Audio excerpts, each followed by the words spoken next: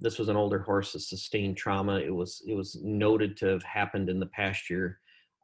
In this horse, um, radiographically, we could see some small lines running through here, but we ended up wanting to know. The client was very proactive. She was getting a big callus radiographically as well in palpation, so we sent her up for a CT, and we followed her with two CTs because she had formed a draining tract. So we're really interested in which tooth was involved and what we were going to do about this. But the interesting thing on the CT again was this horse I know looks a lot like that other horse, and the other horse, Coda, that we showed before, not disputing that could have started with trauma as well.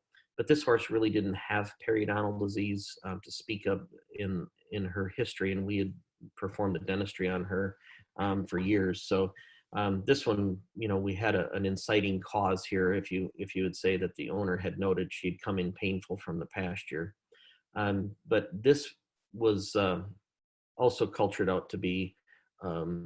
We had a very aggressive bacteria. I can't remember which one. It wasn't an actino on this horse, but it was only sensitive to chloramphenicol. So we put this horse on chloramphenicol.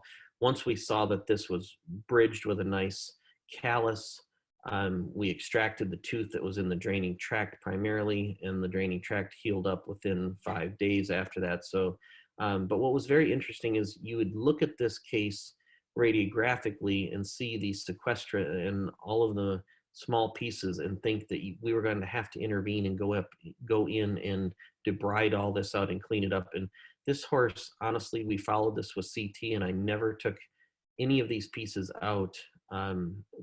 And this horse healed up entirely. So it's kind of amazing to me that this was a case where CT kind of helped me pump the brakes and not go into an older horse and open up the entire jaw and remove tons of sequestra and debride a lot of things.